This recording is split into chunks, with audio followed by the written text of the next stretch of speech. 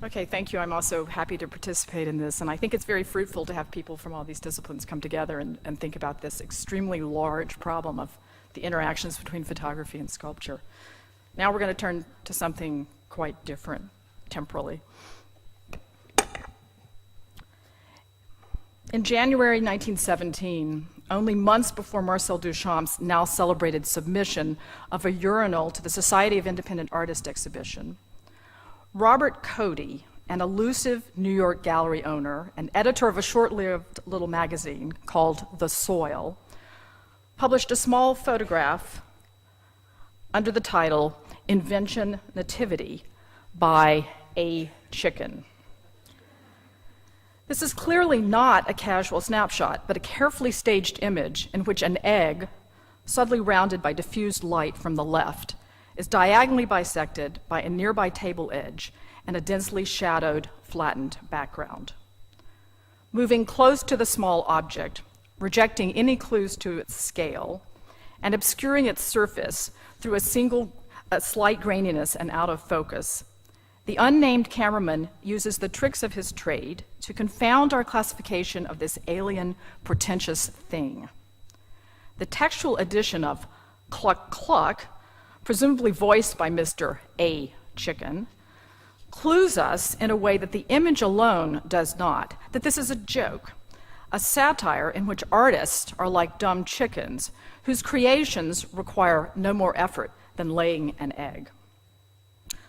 Undoubtedly inspired by Constantine Brancusi's The Newborn on the upper right, which Marius de Zayas had shown at the Modern Gallery in 1916, or possibly his even more reductive Sculpture for the Blind, this complex satire hinges on Brancusi's own rhyming of the head of a young child with a newly born, almost featureless ovoid egg. The title, however, invokes a second modernist artist who was also the butt of Cody's jab, Man Ray, who had exhibited a work called Invention Nativity in the 1916 Forum exhibition in New York.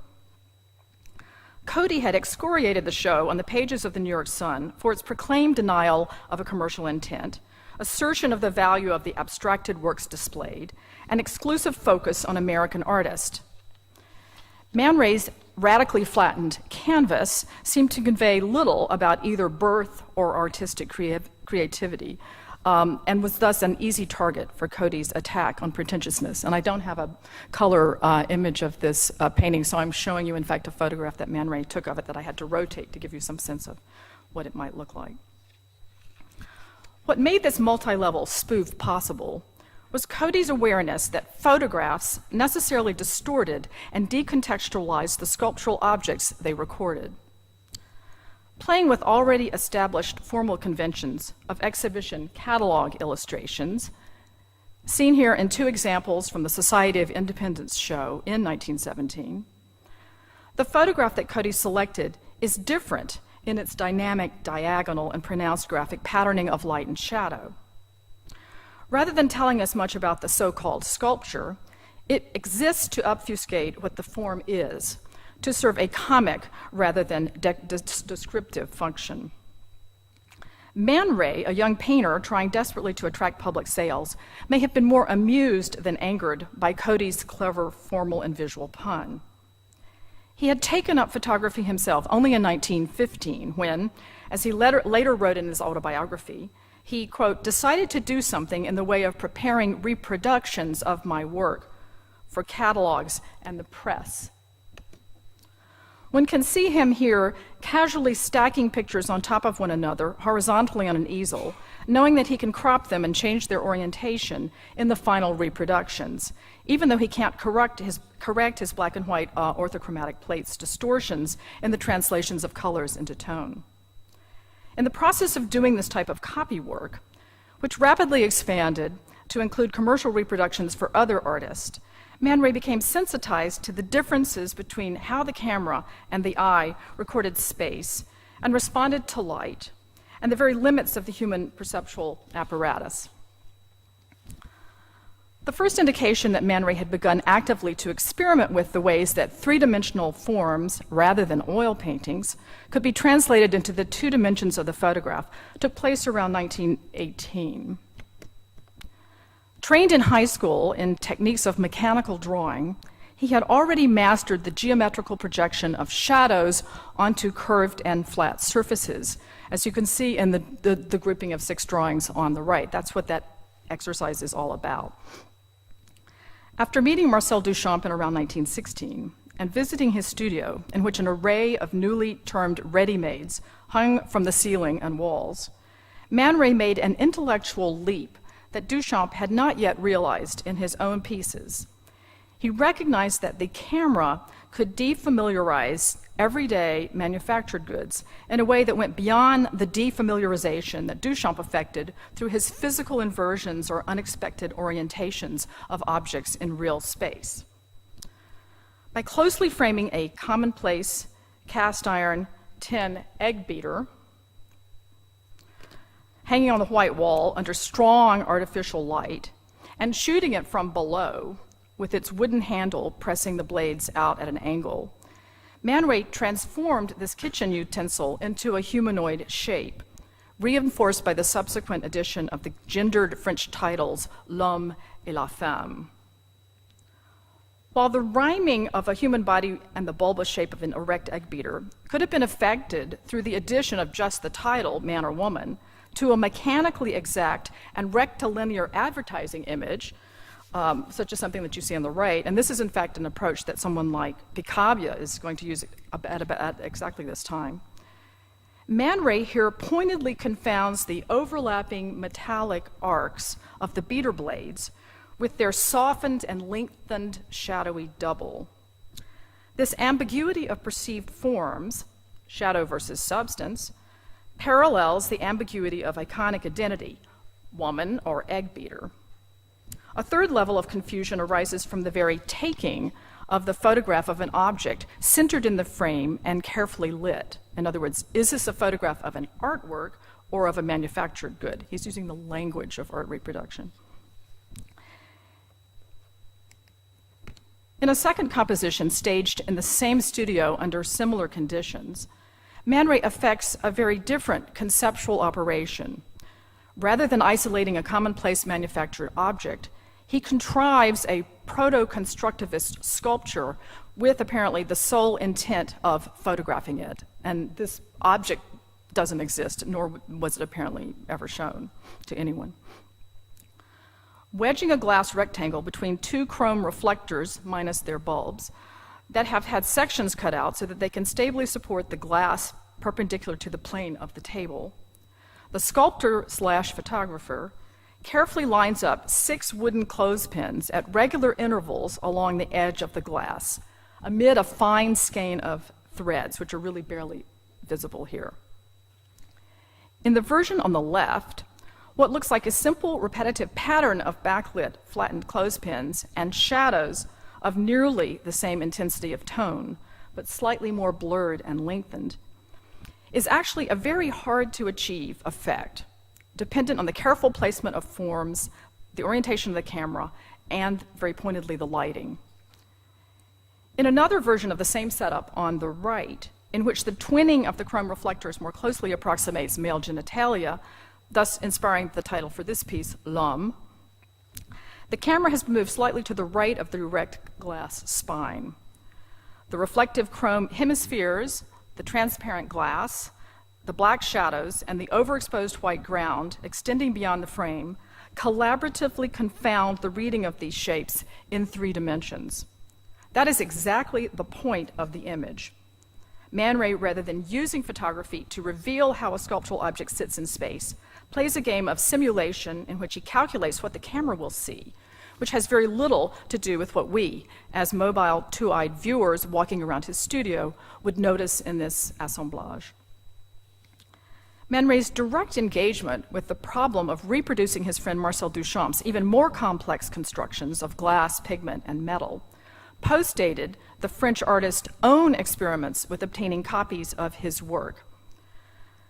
Duchamp had begun building what became known as the large glass, shortly after moving upstairs from the Ahrensbergs, in exchange apparently for the rent they were paying for his apartment. But he famously left the unfinished work with them when he departed for Argentina in 1918. While in Buenos Aires, Duchamp produced a second glass piece entitled "To be Looked at from the Other Side of the Glass," with one eye closed. Whoops, there you go. With one eye closed to for almost an hour. Seen here as it looks today in the MoMA collection, and I just have two fairly random amateur pictures that are posted on the web, and then the image on the right is the supposedly more official image that is on the MoMA website. Composed of a cheap plano convex lens, not a camera lens, as has often been claimed, silver leaf, lead wire, and oil paint on glass, this object doubled as a flat surface reminiscent of a painting, and more importantly, as Duchamp's written statement commands, his title commands, a transparency through which to look. While his American patroness, Catherine Dreyer, was visiting Buenos Aires in 1919, two very strange photographs were taken. One of the carefully stabilized profile artist seated on a narrow balcony and gazing down at a chessboard with no opponent in sight, and another of his latest work, suspended by two cords running through holes drilled in the corners. Lit from the front by a lamp, not a flash, that allows us to see the linear overlay of red, green, blue, and yellow parallel stripes forming a pyramid on the right, or on the top, but punctuated by fuzzy circles of white, some of which may be the reflections of lights in the unseen room from which the image was shot. The photograph conflates an urban background, mid-ground decorative balcony and wicker chairs, an unreadable foreground defined only by the floating glass that extends beyond the bottom edge. Whoever took this photograph confronted the challenge of night photography, which remained notoriously difficult at this time. As an article in the 1917 American Annual of Photography detailed, snapshots taken at night, quote, are manifestly out of the question. The smallest feasible plate is a 4x5 inch. A lens hood is needed to prevent flares. Fast orthochromatic and non-halation plates are preferable.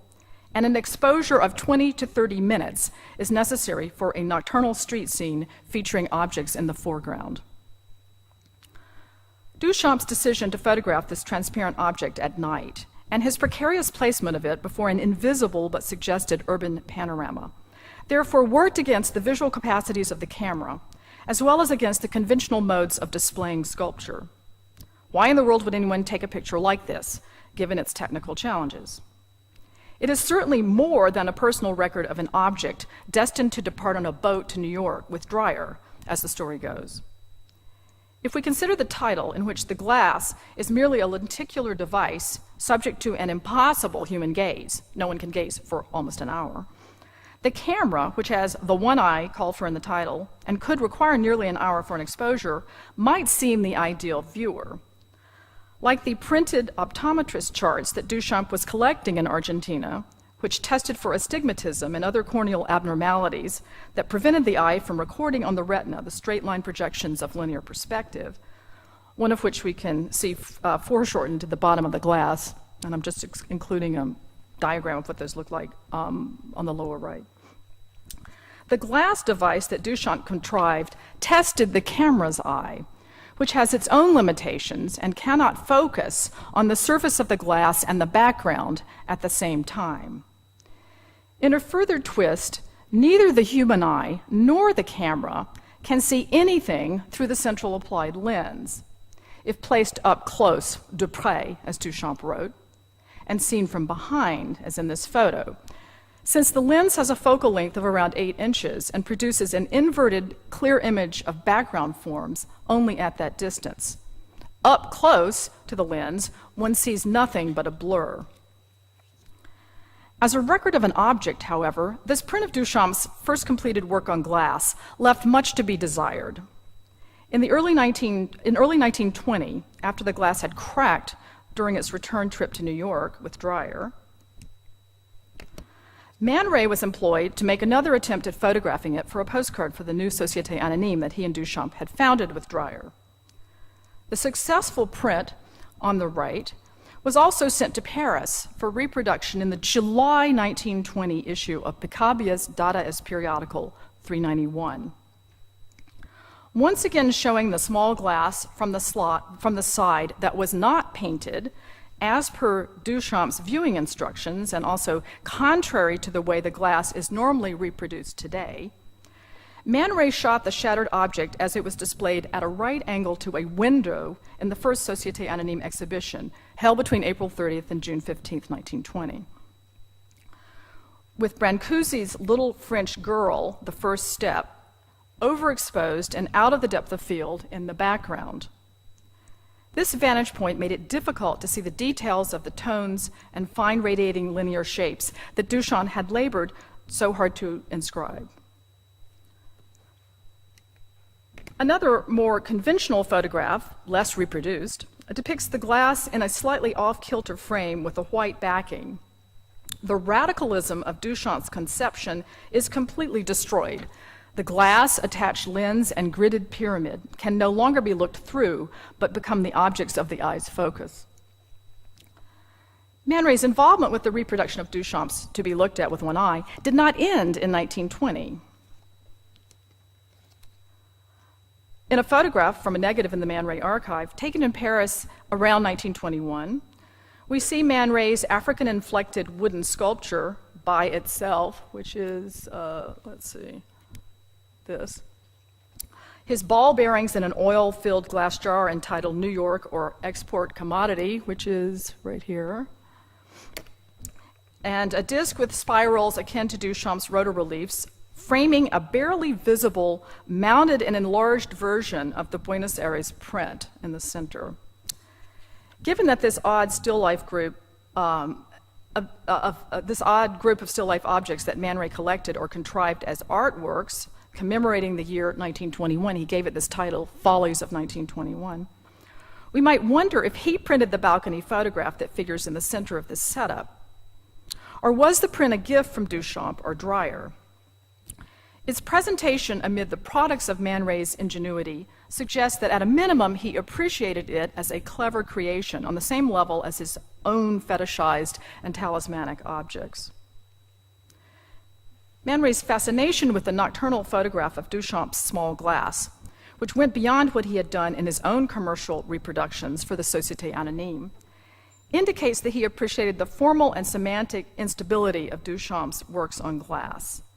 At once geometric shapes inscribed on a plane that were transformed by the position of the viewer, the elongated pyramid functions as an anamorphic image demanding a vantage point to the right, and at the same time materials to be looked through. The viewer is directed to look through the lens up close, but also necessarily sees objects on the other side of the glass. Duchamp's creation pointedly makes reproductive photography impossible in the traditional sense of reconstructing on a plane the experience of sculpture. The act of taking a still photograph of his work became even more difficult in 1920 when Duchamp began exploring how motion effects were created in the brain from discrete stimuli of very short duration. He had the idea to drill a hole through 5 rectangles of glass of increasing length, whose tips were painted with parallel white arcs so that they could be attached to a metal shaft rotated by a pulley connected to an electric motor, creating a kinetic sculptural object that he variously entitled Revolving Glass Machine, Rotary Glass Blades, and Precision Optics. Rotating colored and patterned discs had been used to study persistence of vision by early 19th century experimenters such as Peter Marc Roget, Michael Faraday, and Jan Perkenji, or for color mixing going back to Newton in the 1660s. In the late 19th century, rotating machines to test the speed of perception, known as tachistoscopes, seen here, which were intended to be looked through with objects that were being tested behind them. Also, rotating machines that were testing the duration and color of after images, or the simulation of motion and color effects, had become standard equipment for the new university-based psychology laboratories, inspired by the perceptual studies of Gustav Fechner and Wilhelm Wundt in Leipzig. We can, for example, see several types of discs and other apparatuses to study visual perception in the lab managed by Hugo Munsterberg at Harvard in 1893 that I'm showing you here. Duchamp's device was somewhat different in that when rotating, it was perceived as a series of moving and expanding circles bulging close to the eye at the center. Although I haven't been able to witness the extant apparatus in motion, it's also possible that the flickering effect of the intermittent blades could cause the illusion of colored areas, a phenomenon discovered by Fechner in 1838. Man Ray, in his autobiography, recalled that, quote, "The day the machine was ready for the trial, I brought around my camera to record the operation. I placed the camera where the spectator was supposed to stand. Duchamp switched on the motor. The thing began to revolve. I made the exposure, but the panels gained in speed with the centrifugal movement, and he switched it off quickly," unquote. Then Duchamp, who wanted to observe the effect of the rotating blades, traded position with Man Ray, who started the engine. This time, the speed built up to such an extent that the pulley became dislodged and caught in the mechanism, sending the glass flying in all directions and nearly hitting Man Ray's head. Duchamp, as Man Ray recounted, subsequently ordered new panels, probably from a commercial supplier of equipment for psychology labs, and, quote, repainted and rebuilt the machine. However, the extant photographs tell quite a different and less straightforward story. In what is arguably the earliest depiction, and I'm showing you here, it's a little confusing, it tells you about the inaccuracy of photographic repros. These are actually two different reproductions of the same image. And you see different things in either, so I put them together because I think you can collectively get a better sense of what's in this picture. In any event, in this, what I'm arguing is the first picture, the metallic sawhorses sit on an X-shaped metal support, unlike the four wooden boards that form the base of the device now in the Yale Art Gallery that came from its original owner, Catherine Dreyer. The blades are not moving, so the image does not record the sought-after visual effects. We are in Duchamp's studio with chess pieces lined up along the rear paneling next to an inverted late 19th century eye chart with a second eye chart on the left wall. The bicycle wheel ready-made is cut off on the left, and the snow shovel hangs from the ceiling. The motor sits on a Berkshire spring water crate with the pulley pointedly disconnected. And the furthest blade, indicated by its empty brackets on the axle, lies in shards on the floor. Barely visible behind the iron pinwheel is the ghost figure of Duchamp himself, his reflective white shirt still bearing the shadow of the circular wheel, but his legs and head vaporized. Such ghost images were accidental effects during the long exposure of early 19th century photographs. But in this case, there was nothing accidental about them. Man Ray was very aware of how moving figures left partial images on film if the pose were extended. In a lecture given in 1920 for the New Société Anonyme Gallery, recounted in his memoirs, he amused the audience and irritated Catherine Dreyer by describing how he had come into the gallery to make a copy photograph of a painting, but hadn't bothered to keep the visitors from walking in front of his lens, quote, knowing that since I was giving a long exposure, anything that was in movement in front of my camera would not show up on the negative, unquote. Much to his surprise, he claimed, he found nothing on his plate when he developed it, but the next day saw that it was covered with fine writing, what had to be the thoughts of a man who had lingered before the camera. This farcical story of telepathic or spirit photography, which Man Ray borrowed from any number of sensationalistic accounts going back to a story by Lewis Carroll, was a Dadaist tongue-in-cheek mockery of the gullible bourgeois public who had flocked to hear his own art lecture. But it hinged on the undeniable differences between what a camera negative recorded and what the eye could see, which was at the heart of Duchamp's and Man Ray's interests. Duchamp, in fact, in a 1922 letter, claimed that he had met in New York a photographer who took photographs of ectoplasm on a male medium, a session that he couldn't attend but found extremely amusing. Although Man Ray's account of photographing the rotating blades makes it appear that Duchamp wanted to celebrate and record the success of his invention, we can begin to question exactly what these seeming reproductions were accomplishing. Duchamp wrote his sister later, in October 1920, that he had made a monocle, a thing that turns at great speed, and that he wanted to send her photographs of it. But how can one photograph something whose effects depend on perception through time rather than at an instant? A second session with the reconstituted machine on the right preserves some of the mise en scène of the previous image, but makes clear that the process of photographing is an event, a fusion of creator and created. We're in the same space with the shade pulled even further down, but now the device has been directly oriented toward the camera, the correct angle for the optical effect of merging the discrete arcs into a circle if moving, or a rectangle if still and overlapped. The studio has been cleared of props and artworks, and an even stronger lamp has been placed on the floor to cast looming shadows and hints of the discrete stacked blades on the rear wall. Once again, the blades are still, and so is Duchamp himself, carefully posed with his pipe held in his mouth and staring at the camera, even wearing a bow tie. A new prop has appeared, a gridded net on the wall behind the blades, and a new pine base and backboards to stabilize the base and rotating head.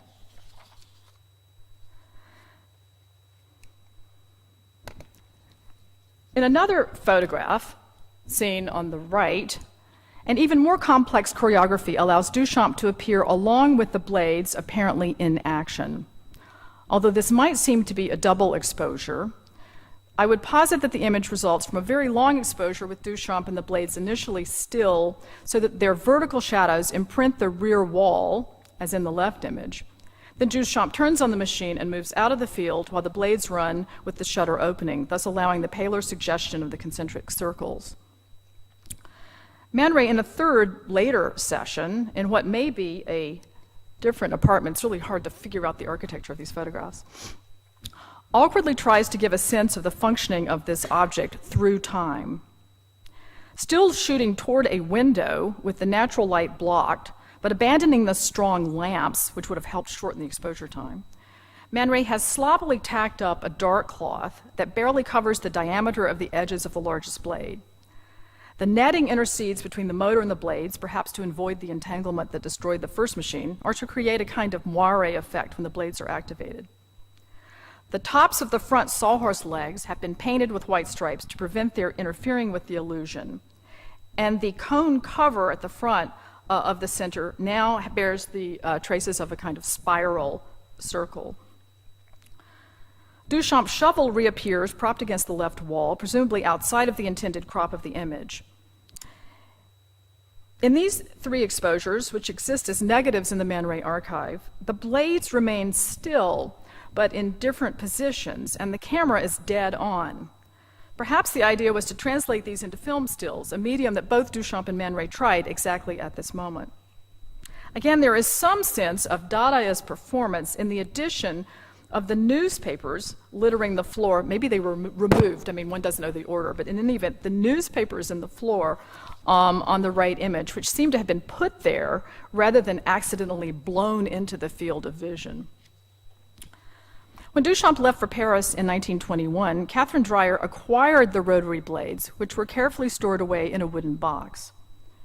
In response to Dreyer's interest in loaning the work for the first exhibition, no one had ever seen this, to Alfred Barr's show on fantastic art, Dadaism and Surrealism that he was organizing, and that went up in 1936.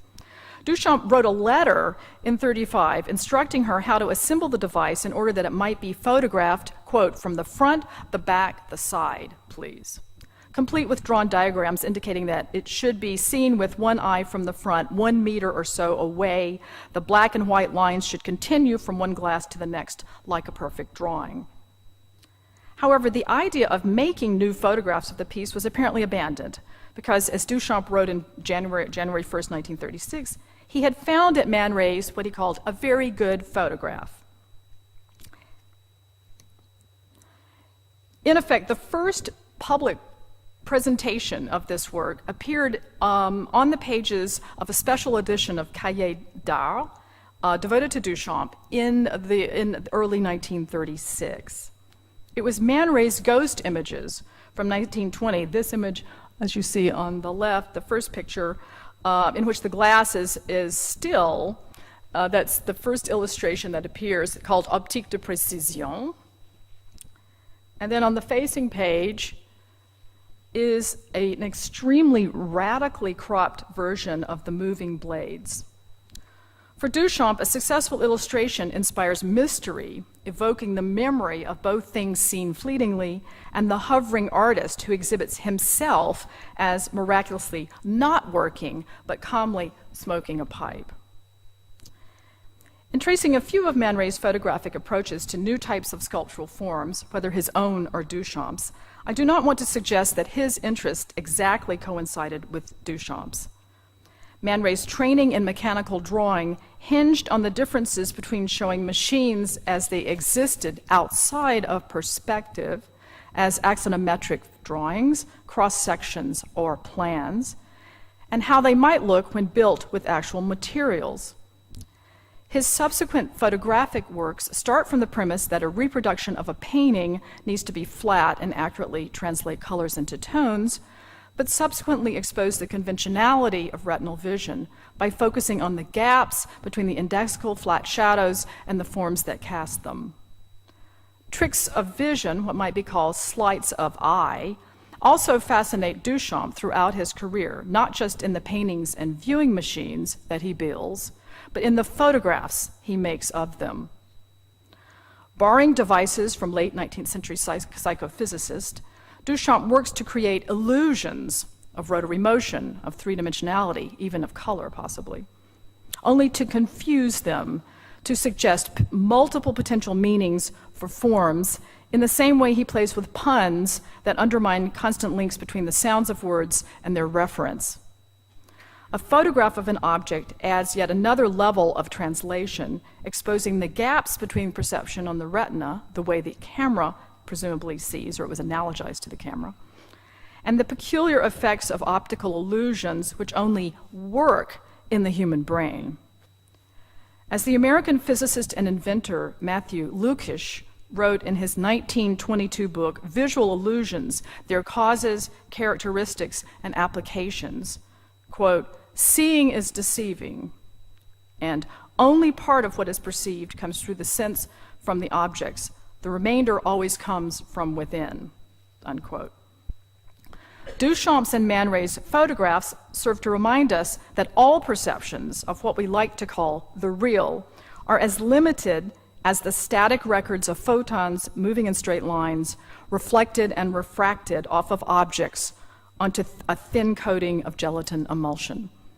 Thank you.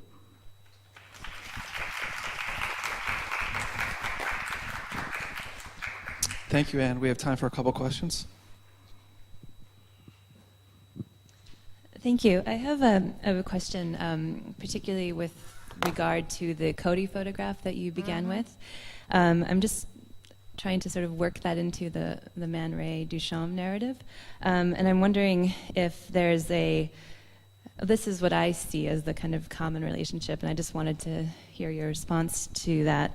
To me, the Cody photograph immediately read as something akin to Strand's porch shadows photographs, these kind of studies in formal qualities of photographs. But also there seems to be a kind of perversion of that, a kind of critique of course, the Man Ray photograph, the painting. And then of course, the Man Ray rotary glass blades, both of these, the Cody and the Ray photographs, seem to be in different ways, but I think similarly questioning the limits of photographic modernism. What does it mean to create a modern photograph? They seem to be playing with common ideas of optics in terms of a formal study, which seems to be similar to the Cody, although perhaps you can open that up a bit more. These Dadaist sort of tongue-in-cheek slippages between eye and egg, and these kind of the sort of familiar surrealist tropes. Just curious if you could parse that out a bit more. Well, I would say just at the outset that they're really, by the time Cody does this picture, or we don't know who, I mean, I've been going crazy trying to figure out who could have taken that picture, because it's a very clever picture to get it to work, and there are not a lot of likely candidates. So, I've been thinking, like, it could be Charles Sheeler, because it's someone, Cody's whole relationship to Duchamp is very problematic, because some people have seen them as in opposition, because Duchamp makes some rather ambiguous statements about Cody. He refers to my friend Cody, and you can either see that as being sarcastic or as being real. I think that they are actually working much more together, and the timing of this is literally within a month of the fountain, being submitted. And then, of course, I couldn't talk about Stieglitz shooting the fountain, which is another problem in its own right. But there really isn't modernist photography yet. I mean, modernism is a term that we've imposed back onto, say, Strand. The Strand pictures, very few of those still lifes were seen. And so, I mean, yes, everyone is certainly interested. There is a renewed general interest for very different reasons in techniques like the close-up and, what Strand is doing to explore the effects of cast shadows. I think he's coming from a different place than from where Man Ray is coming from. Man Ray is, I think, very, very indebted in a way that I don't think has been explored enough to the tradition of mechanical drawing, probably as is Duchamp. And so he knew exactly, to do mechanical drawing, you're taught these techniques of projection, but that's really taking him right into these artificially lit pictures. And Paul Strand is shooting with sunlight. They're technically very different. Paul Strand is not making anything that's an ironic statement. I mean, I think that the found image it predates a lot of this photographic work on the part of Cody editing it, to play with all these different devices, to play with the tradition of art reproduction, to criticize modernist reductive abstracted Brancusi sculpture. That's about the best I can do with this. I mean, there are actual connections across the two, but the uses to which the photographs are taken are diametrically different, I would say. One last question.